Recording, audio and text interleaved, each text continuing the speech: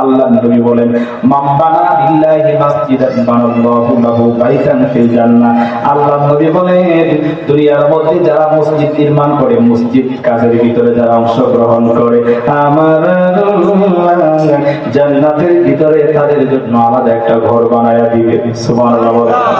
আল্লাহ নবী বললেন দুনিয়ায় যারা মসজিদ বানায়, দুনিয়ায় যারা মসজিদ নির্মাণ করে, মসজিদ নির্মাণ কাজে যারা অংশগ্রহণ করে, মসজিদ সংস্কারের কাজে যারা অংশগ্রহণ করে, ওই মানুষগুলোর জন্য আল্লাহ নবী বলেন জান্নাতের ভিতরে আমার আল্লাহ আলাদা একটা ঘর বানাবে। তো জান্নাতের ভিতরে যদি আপনারে আলাদা একটা ঘর বানায় দেয় তাহলে কি জাহান্নামে দিব? কথা বলেন। মানে জান্নাত তো দিবই, জান্নাতে আবার আলাদা ঘর। মনে করেন বর আছে বিয়ে করতে, বর আছে, প্যান্ডেল তো খুব জাঁকজমক খুব সুন্দর করে করছে, এরপরও আবার বরের জন্য আলাদা একটা স্পেশাল ছোট্ট করে আছে না নাই? কথা বলেন।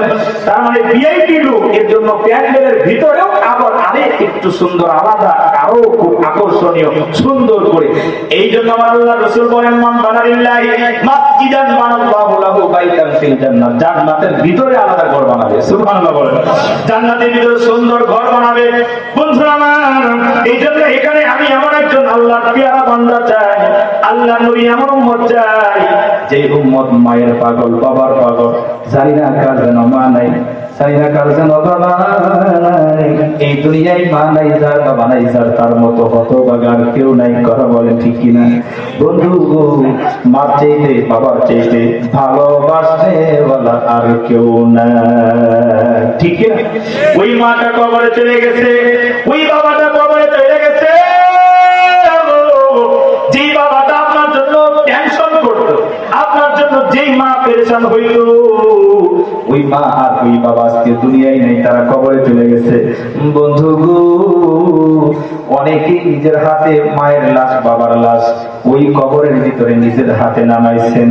ওই যে কবরে নামাইয়া বাঁশের দাওয়াগুলো দিয়া এমন ভাবে মাটি দিয়া চাপা দিয়া রেখেছেন, আর কোনো দিন ফিরে আসে নাই। মা চলে গেছে কবরে, বাবা চলে গেছে কবরে, দাদা দাদি কবরে চলে গেছে, আপন জন কবরে নাই, এমন কেউ আপনার দুনিয়ায় নাই। কথা বলেন ঠিক কিনা?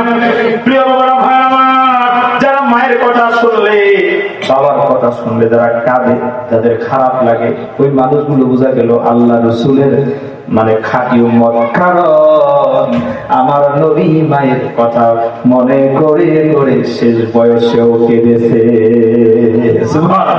আমার নবী শেষ বয়সে ঘরের ভিতরে দরজা বন্ধ করে কাঁদে, এমন কান্না শুরু করছে। আপনাদের হযরত আয়েশা সিদ্দিকা রাদিয়াল্লাহু তাআলা বলে নবী একবার ঘরের ভিতরে এমন লম্বা কান্না শুরু করেছে, হযরত আয়েশা বলেন আমার মায়া লাগলো, মন চায় আমি নবীজির বুকের সাথে লাগায়া সান্ত্বনা দেই। এমন করে কান্না করে হযরত আয়েশা নবীজির কাছে কি সুন্দর করে আদবের সাথে জিজ্ঞেস করলেন, নবী গো কেন কাঁদবেন আপনি, কেন কাঁদবেন, কি হয়েছে? নবী বলে আয়েশা রে, আমি আমার নিজের হাতে কত মানুষের মায়ের কালিমা পড়াইয়া মুসলমান বানাইলাম, কত কাফের বেদিন মহিলারা কালিমা পড়ে আমার কাছে মুসলমান হইল, কিন্তু আমি আমার মায়ের কালিমা পড়াইতে পারি না, আমি আমার বাবার কালিমা পড়াইতে পারলাম না। আমার মা চলে গেছে ছোট্টবেলায় 6 বছর বয়সে, আমার বাবা চলে গেছে জন্মের আগে। ওই মায়ের কথা, বাবার কথা মনে কইরা নবী কান্দে।